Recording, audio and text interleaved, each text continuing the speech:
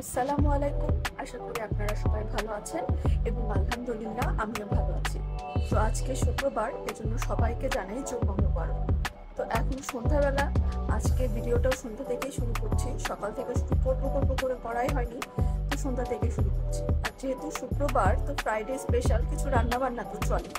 যেহেতু আমরা বাংলাদেশি মানুষদের সবসময় শুক্রবার দিনটাই মনে হয় একটু স্পেশাল দিন, একটু আরাম করার দিন। বিশেষ করে যারা অফিস আদালতে থাকে তাদের জন্য তো মনে হয় শনিবার কি যে ভালো লাগে, মানে সেটা আর বলে বোঝানোর মতো। আমাদের বাসায় দেখা যেত আগে, যখন আব্বু শনিবার শুধু বাসায় থাকতো, তখন শুক্রবার দিন অনেক মজার মজার রান্না করা হতো, অনেক কিছু রান্না করা হতো। এখনো হয়, তবে আগের মতো আর কি এত কিছু না।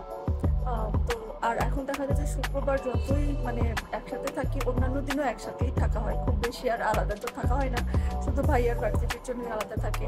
তো যাই হোক, যেটাই হোক না কেন, শুক্রবার দিন একটু স্পেশাল রান্না বান্না তো করাই হয়।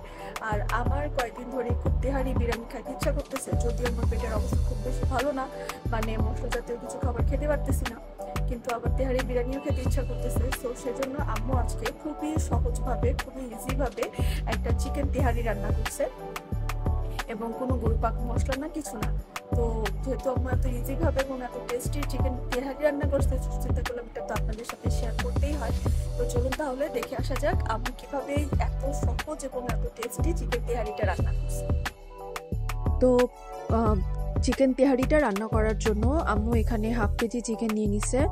আর ম্যারিনেট করার জন্য প্রথমে হচ্ছে 1 টেবিল চামচ আদা বাটা এবং হাফ টেবিল চামচ রসুন বাটা, এরপরে সামান্য পরিমাণ হলুদ এবং সামান্য পরিমাণ হচ্ছে লাল মরিচের গুঁড়া দিয়ে দিবে। এখন ঝাল যে যেরকম খেতে পছন্দ করেন সেরকম দিবেন। আম্মু আমরা একটু ঝাল বেশি খাই বলে একটু বেশিই দিচ্ছে, আবার একদম খুব বেশি না। আর এরপরে হচ্ছে 1 চামচ ধনিয়ার গুঁড়া, 1 চামচ জিরার গুঁড়া, সবকিছু একসাথে ভালোভাবে নিয়ে ম্যারিনেট করে নিবে।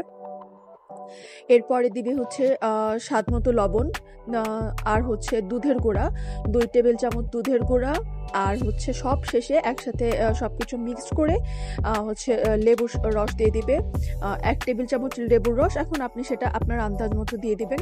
একটা সাইডের লেবু, যতটুকু লেবু আপনার লাগে আর কি, 1 টেবিল চামচ লেবুর রস দিয়ে সবকিছু দিয়ে আম্মু এটাকে 1 ঘন্টার জন্য রেখে দিবে।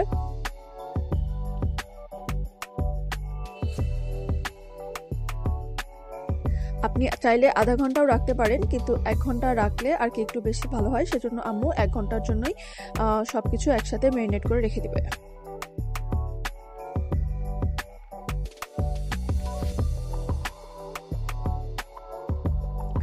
এখন ম্যারিনেট করা মাংসটা রান্না করার জন্য আম্মু 1 ঘন্টা পর এসেছে, এবং এখানে পরিমাণ মতো সরিষার তেল আর ফোড়নের জন্য তেজপাতা, ফল, দারচিনি আর হচ্ছে কাঁচামরিচ এবং পেঁয়াজ সবকিছু একসাথে দিয়ে ভালোভাবে মিক্স করে নিবে, এবং এটাকে প্রায় 1 মিনিটের মতো ভাজবে। একদম লাল লাল করে না, তবে সামান্য একটু ভেজে নেবে।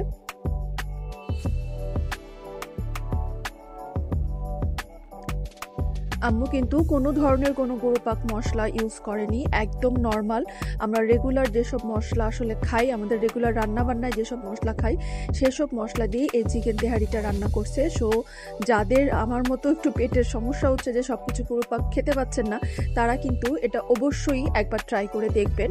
খেতেও মাশাআল্লাহ অনেক টেস্ট, এবং এই জন্য আমি আপনাদের সাথে রেসিপিটা শেয়ার করছি। আর এরপরে এখানে ভালোভাবে মশলাটা একটু কষানোর পর আম্মু এখানে ম্যারিনেট করা মাংসটা দিয়ে দিচ্ছে, এবং এই মাংসটাও এখানে ভালো মতো কষিয়ে নিবে।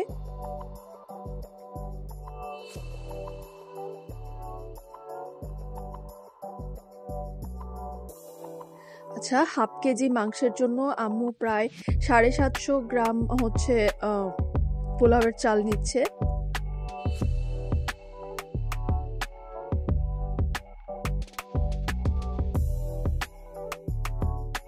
এখানে মাংসটা খুব ভালোভাবে আসলে কষিয়ে নিবে, হালকা পরিমাণ সিদ্ধ করেও নিবে, একদম পুরোপুরি সিদ্ধ না, কারণ সেটা আবার পরে পোলাওয়ের সাথে মিক্স করা হবে।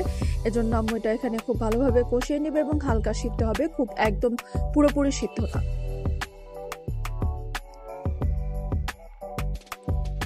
আর যখন মাংসটা এরকম হালকা সিদ্ধ হয়ে যাবে, তারপর হচ্ছে আম্মু সম্পূর্ণ মাংসটা একটা বাটিতে তুলে নিয়ে তারপরে হচ্ছে আলাদাভাবে আবার তেল দিয়ে মশলা দিয়ে পোলাও রান্না করবে।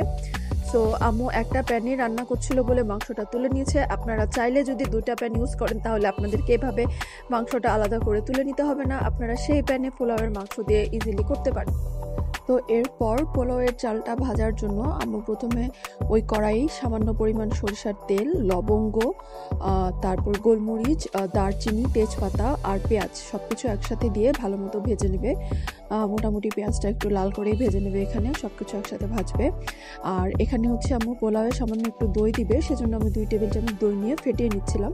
আর এরপর হচ্ছে পোলাওয়ের চাল দিয়ে ভালোভাবে পোলাওয়ের চালটা ভেজে নেবে, অনেকক্ষণ ধরেই ভেজে নেবে, একটু লাল লাল করে ভালো করেই ভেজে নেবে, তাহলে পোলাওয়ের চালটা সুন্দরভাবে সেদ্ধ হয় এবং রান্না হয়, যেটা আম্মু বলেছে। সো আম্মু এখানে অনেকক্ষণ ধরে পোলাওয়ের চালটা ভেজে নেবে এবং ভালো করে ভাজা হলে যে মাংসটা তুলে রাখছিল সেই মাংসটাও এর মধ্যে দিয়ে এখন মাংস আর পোলাওয়ের চালটা খুব ভালো মতো মিক্সড করে নিবে। একদম পোলাও চালের সাথে মাংসটা যেন খুব ভালোভাবে মিশে যায় সেজন্য মিক্স করে তারপর এখানে আম্মু প্রয়োজন মতো পানি দিয়ে নিবে। আর পানিটা হচ্ছে অবশ্যই আগে থেকে গরম করে নিছিল। এখন আপনার পোলাওয়ের চালটা সিদ্ধ হয়ে ভালো মতো রান্না করতে যতটুকু পানি লাগে আম্মু এখানে আন্দাজ মতো পানি দিছে। তো এবার এখন হচ্ছে ভালোভাবে পোলাওয়ের চালটা দিয়ে রাখছে সিদ্ধর জন্য। আর সবশেষে হচ্ছে সামান্য একটু লেবুর রস দিয়ে দিছে, এতে পোলাওয়ের স্বাদটা আরও বেশি ভালো হয়। এবং এই যে মোটামুটি পানিটা শুকাই গেছে এবং চালটাও অনেকটা সিদ্ধ হয়ে গেছে, মানে প্রায় সিদ্ধই হয়ে গেছে, সেজন্য আম্মু এখানে একদম চুলার চালটা একদম কমিয়ে হচ্ছে এটাকে বেশিক্ষণ না, কিছুক্ষণের জন্য আসলে দমে রেখে দেবে, খুব বেশিক্ষণ না, 5-6 মিনিট। বাস আম্মুর খুব মজাদার খুব সহজের চিকেন তেহারি রেডি। এবং আপনারা দেখতেই পাচ্ছেন এবং গরম গরম ধোয়া বেরোচ্ছে এবং আপনাদেরকে তো আর গন্ধটা শুকাতে পারছি না, এত সুন্দর গন্ধ বেরোচ্ছিল যে এখানে কোনো গুঁড়ো পাক মশলা নেই, কিছু নেই, আমাদের রেগুলার খাবারের মশলাই যেগুলো আমরা রেগুলার তরকারিতে ইউজ করি সেগুলো দিয়ে আম্মু রান্না করছিল খুবই মজাদার chicken tehari. A few hours later.